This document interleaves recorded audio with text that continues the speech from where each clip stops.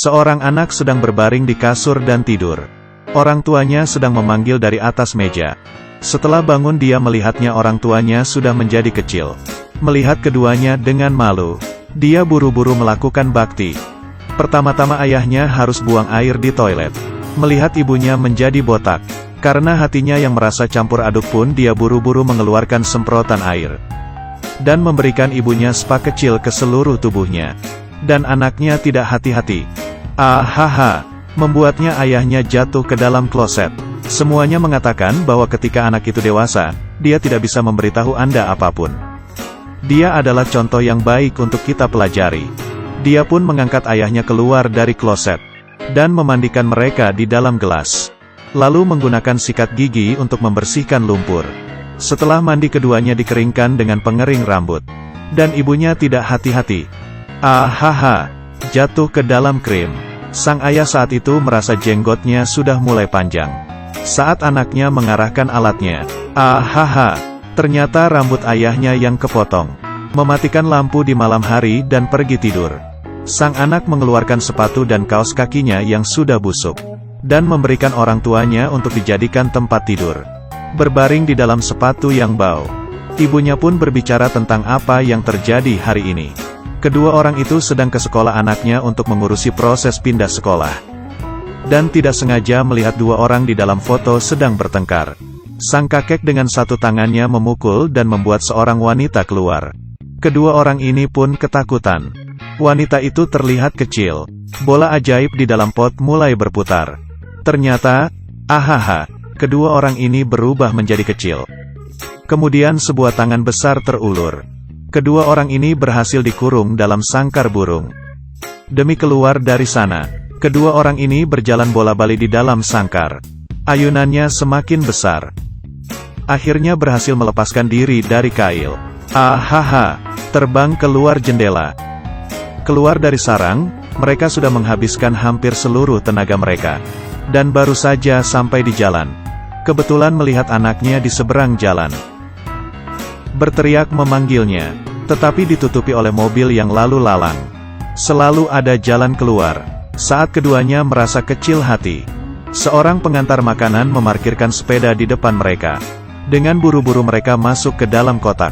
Keduanya memesan makanan untuk dibawa pulang dan dikemas pulang. Kantong sampah pecah dengan pukulan. Tengkorak yang melepuh keluar dari dalam kantong. Di malam hari, tengkorak itu memanjang ke atas meja kantor. Rupanya dia adalah kepala sekolah kedua yang kita panggil saja Juan-Juan. Dan kepala sekolah pertama adalah kakek yang di dalam foto ini. Juan-Juan menyiapkan diri untuk menggunakan kekuatan sihir untuk menumbuhkan kembali dagingnya. Kembali ke sekolah. Keesokannya kepala sekolah datang ke kantor. Menemukan bahwa foto dua kepala sekolah itu robek lagi. Juan-Juan adalah seorang gadis yang galak. 3 atau 2 kali, dia menekan lelaki tua itu ke tanah. Tidak ada tempat lain yang bisa ditemukan setelah mendobrak. Kepala sekolah baru mengantarnya sendiri. Segera setelah si Juan-Juan tersenyum kecil dengan aneh. Ahaha, gelombang-gelombang kepala sekolah baru itu ternyata dibuatnya menjadi kecil. Juan-Juan memaksanya untuk segera menyerahkan prosedurnya. Kepala sekolah juga tidak begitu terkejut. Sebuah jarum terbang pergi. Kamu lihat aku bakal lakuin atau tidak, Anda akan berakhir. Memanfaatkan kesempatan itu, ia melompat jauh dari meja ke keranjang wall. Juan-Juan mencabut jarumnya. Ia mengambil bola benang dan berguling. Kakinya pendek jadi lari juga akan terkejar. Dan akhirnya diikat di atas meja. Sisi lain anaknya sedang menemukan pakaian boneka. Setelah kedua orang tuanya berpakaian, mereka bersiap untuk makan. Saya perkirakan kentang goreng sebanyak ini sudah cukup untuk mereka.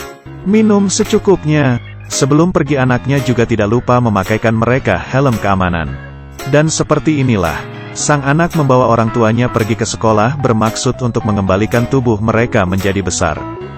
Datang ke tempat itu untuk meminta ayah memulihkan orang. Tetapi di sebelah sini sang kakek sudah dalam keadaan dipukul. Bola ajaib itu juga hilang. Sang anak membongkar seisi ruangan. Terakhir menemukan kepala sekolah yang ditangkap. Melalui kepala sekolah ia mengetahui. Bila ingin kembali ke bentuk semula harus menggunakan bola ajaib.